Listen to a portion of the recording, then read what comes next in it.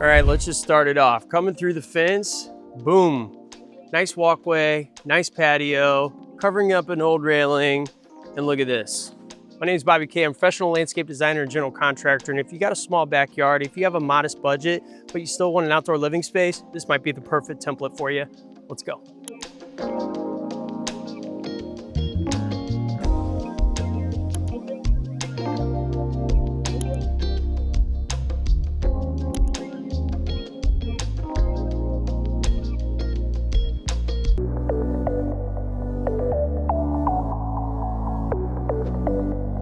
All right, what's going on? I might have made up a word there. Perfect, getting over a cold. But man, I wanna share some amazing tips, and this is how you take a small space and make it look cool. I'm gonna give you a paver tip, I'm gonna give you a staining tip, and I'm gonna give you tips on how to create a space that's super low maintenance. So let's go. All right, your first tip.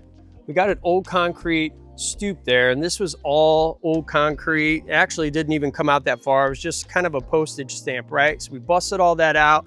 And of course you could see everything is framed with a retaining wall because of the grade. So you want to make sure, if you do have grade, are you going to step down? Are you going to bring it down to grade? Is that even possible? Do you have a fixed grade back here? There's all these elements that come into place, which is why I always preach get a design first. If you start with a plan, then you understand what the finished product is going to look like and why certain things need to be in place, like a retaining wall to frame in your patio if you have elevations, how to control the drainage, like whatever. Start with a plan. If you need help, you know I'm down in the link below. I'm happy to help. We design all over the country. Let's get into that first tip of the pavers. I always like to put on a border, but if you have a small space, instead of having these at a 90, putting them at a 45 really draws the eye out and makes this look, I would say 50% bigger than it really is. And it's actually a pretty decent size.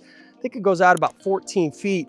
But if you saw this in person, it feels more like it goes out to like 18 to 20. I'm telling you, a lot of room for a table, barbecue, maybe some planters, additional seating, whatever.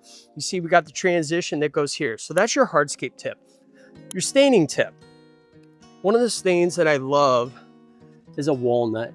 This, I believe, is a dark walnut. It's actually coming off as somewhat of a red because of the red of the bricks. So that's your staining tip.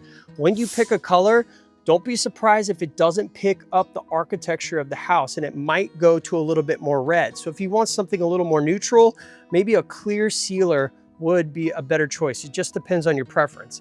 Got a little gate here, and as you see, it's hiding this unsightly old rail. You can always build around things and make them look cool.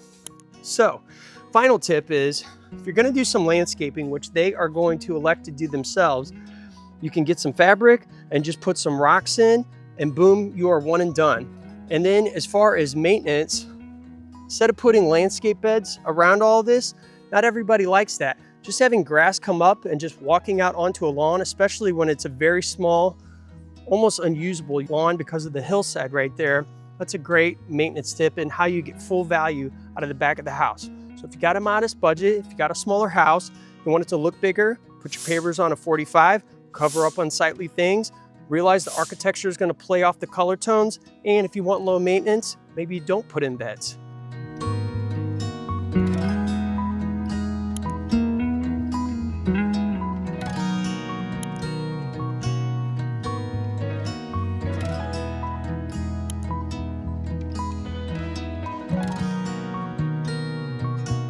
If you do like beds and you want to see a couple more templates, go check out this video right here. This is Bobby Kay saying creation is everything, so go out and create. Thumbs up if you like this one. Never stop, I'll get it if I want it. Gotta make to myself a promise. I won't quit, keep going till I got it. I won't give up till